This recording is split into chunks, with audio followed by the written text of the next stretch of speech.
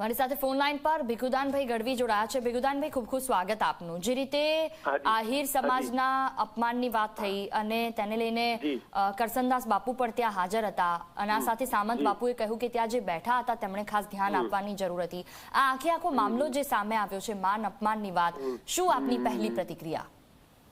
હા, એમાં શું છે કે એને ખબર જ નથી એનો શું ધોખો કરવો, કારણ કે ચારણનો ઇતિહાસ તો ઋષિ ચારણો છે, પુરાણોમાં એના ઉલ્લેખ છે, જગદંબાના ઉલ્લેખ છે। હવે એવા માણસને આપણે શું કેવું એમ, જેને ખબર જ નથી કઈ ચારણ શું છે ઈ, એટલે બસ આપણે દુઃખ વ્યક્ત કરીએ છીએ આપણે આપણું કે બસ ઈ બોળા સમાજની લાગણી દુભાણી છે તેમ માફી માંગી લે એટલે એક વાત આગળ બચી જાય એમ।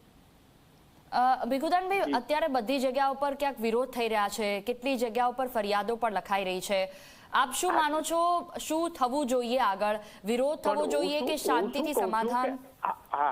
આગળ છે ને આ બધું કરવા ઠીક છે, અમારા જ્ઞાતિના આગેવાનો જે કરતા હશે વિચારીને જ કરતા હશે, પણ બને ત્યાં સુધી આ બધું લાંબુ ન ચાલે અને ટૂંકું થઈ અને એકબીજા ઓલી માફી માગી લે, એ લોકો સામાવાળા માફી માગી લે તો એક વાત પૂરી થઈ જાય એમ હું માનું છું। પછી તો હવે બધા અમારા વડીલોને જે ખબર પડે એ સાચું એમ।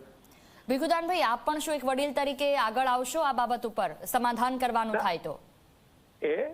આપ પણ શું એક વડીલ તરીકે આગળ આવશો જો સમાધાન કરવાનું થાય તો? ના, સમાધાનમાં તો અમારા વડીલો હશે, એમાં મારો સૂર હોય, મારી તો ઉંમર છે, હું તો અમદાવાદ રહું છું અને પછી હું કઈ બહુ મુસાફરી કરી શકતો નથી, પણ અમારા જ્ઞાતિના વડીલો બંધુ બધે આવશે, એમાં મારો સૂર હોય જ ને બેન। હાજી। અને ભીખુદાનભાઈ, એક અંતમાં સવાલ, સમાજના લોકોને આપ શું અપીલ કરશો ઝી 24 કલાકના માધ્યમથી? એમાં અમારા સમાજ ને? હા, બંને સમાજને। બંને સમાજને? આ બંને સમાજને કહું છું થોડી સમજણપૂર્વક તમે બોલતા શીખો, થોડુંક જાણી વિચારી અને બોલો।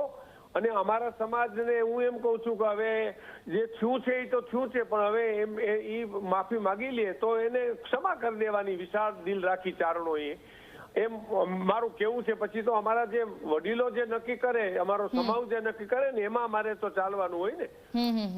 બિલકુલ બિલકુલ, ખૂબ ખૂબ આભાર આપનો મારી સાથે વાતચીત કરવા બદલ।